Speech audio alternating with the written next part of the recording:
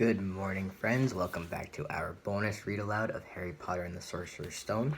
We are on the last chapter today, chapter 17, The Man with Two Faces. So, Harry has made it through all of the obstacles that are guarding the Sorcerer's Stone, and he thinks that he is about to run into Snape. But the person he runs into isn't Snape, and it isn't Voldemort, so let's see who it is. The Man with Two Faces. It was Quirrell. "You!" gasped Harry. Quirrell smiled. His face wasn't twitching at all. "Me," he said calmly. "I wondered whether I'd be meeting you here, Potter. But I thought Snape... Severus?" Quirrell laughed, and it wasn't his usual quivering treble either, but cold and sharp. "Yes, Severus does seem the type, doesn't he? So useful to have him swooping around like an overgrown bat. Next to him, who would suspect poor, stuttering Professor Quirrell?" Harry couldn't take it in. This couldn't be true. It couldn't. "But Snape tried to kill me." No. I tried to kill you. Your friend, Miss Granger, accidentally knocked me over as she rushed to set fire to Snape at that Quidditch match. She broke my eye contact with you. Another few seconds and I'd have got you off that broom. I'd have managed it before then if Snape hadn't been muttering a counter curse trying to save you." "Snape was trying to save me?" "Of course," said Quirrell coolly. "Why do you think he wanted to referee your next match? He was trying to make sure I didn't do it again. Funny, really. He needn't have bothered. I couldn't do anything with Dumbledore watching. All the other teachers thought Snape was trying to stop Gryffindor from winning. He did make himself unpopular, and what a waste of time, when after all that, I'm going to kill you tonight." Quirrell snapped his fingers. Ropes sprang out of thin air and wrapped themselves tightly around Harry. "You're too nosy to live, Potter, scurrying around the school on Halloween like that. For all I knew, you'd seen me coming to look at what was guarding the stone." "You let the troll in." "Certainly.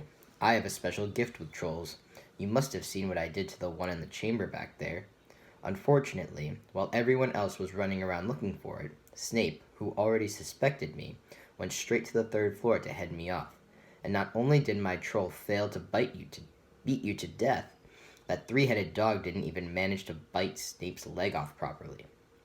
Now wait quietly, Potter. I need to examine this interesting mirror." It was only then that Harry realized what was standing behind Quirrell. It was the Mirror of Erised. "This mirror is the key to finding the stone," Quirrell murmured, tapping his way around the frame. "Trust Dumbledore to come up with something like this, but he's in London. I'll be far away by the time he gets back." All Harry could think of doing was to keep Quirrell talking and stop him from concentrating on the mirror. "I saw you and Snape in the forest," he blurted out. "Yes," said Quirrell idly, walking around the mirror to look at the back. "He was on to me by that time, trying to find out how far I'd got. He suspected me all along, tried to frighten me, as though he could, when I had Lord Voldemort on my side." Quirrell came back out from behind the mirror and stared hungrily into it. "I see the stone. I'm presenting it to my master. But where is it?" Harry struggled against the ropes binding him, but they didn't give. He had to keep Quirrell from giving his whole attention to the mirror. "But Snape always seemed to hate me so much." "Oh, he does," said Quirrell casually. "Heavens, yes. He was at Hogwarts with your father, didn't you know? They loathed each other, but he never wanted you dead." "But I heard you a few days ago, sobbing. I thought Quirrell was threatening you." For the first time, I thought Snape was threatening you. For the first time, a spasm of fear flitted across Quirrell's face. "Sometimes," he said, "I find it hard to follow my master's instructions. He is a great wizard, and I am weak." "You mean he was there in the classroom with you?" Harry gasped. "He is with me wherever I go," said Quirrell quietly. "I met him when I traveled around the world. A foolish young man I was then, full of ridiculous ideas about good and evil. Lord Voldemort showed me how wrong I was.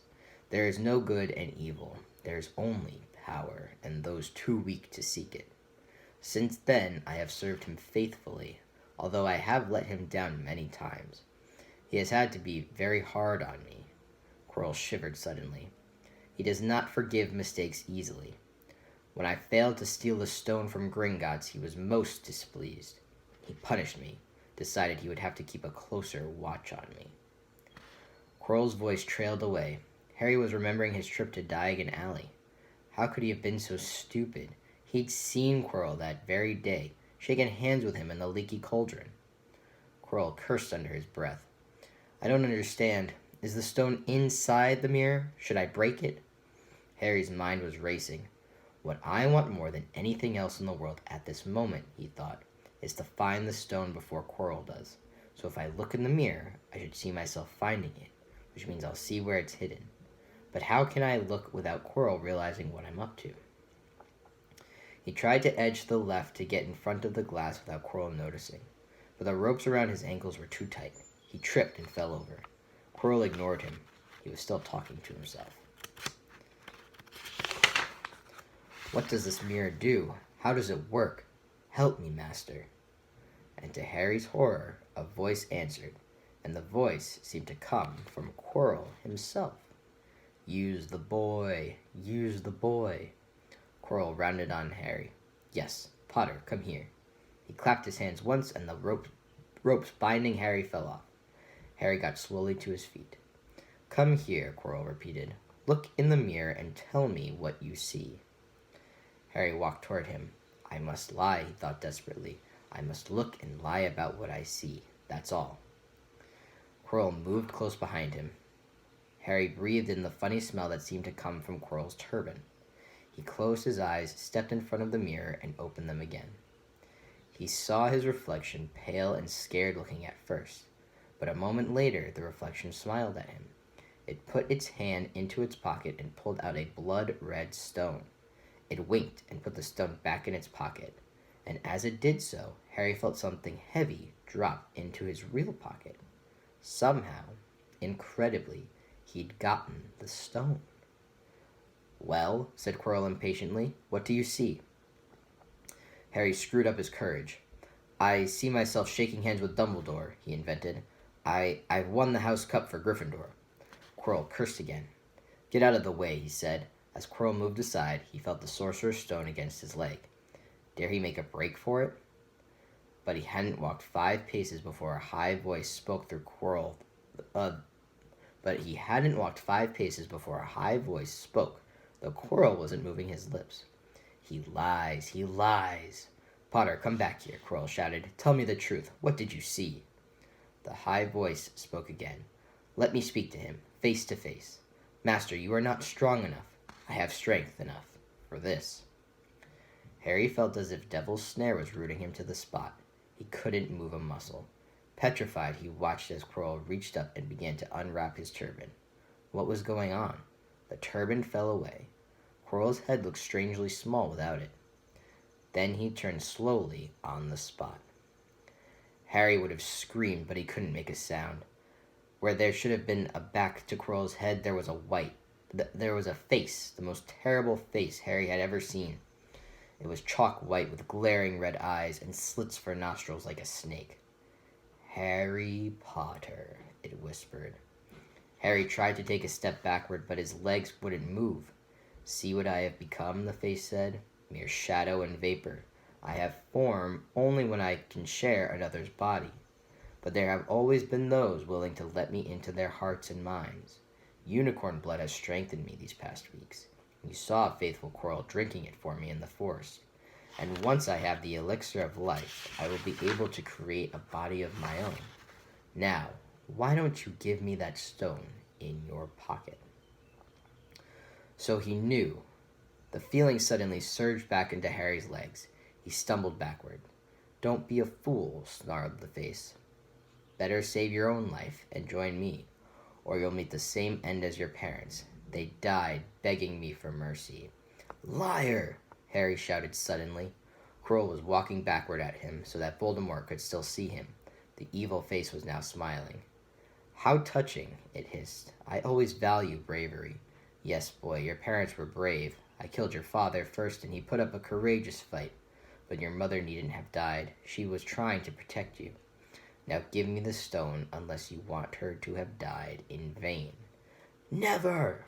Harry sprang toward the flamed door, but Voldemort screamed, "Seize him!" And the next second, Harry felt Quirrell's hand close on his wrist. At once, a needle-sharp pain seared through Harry's scar. His head felt as though it was about to split in two.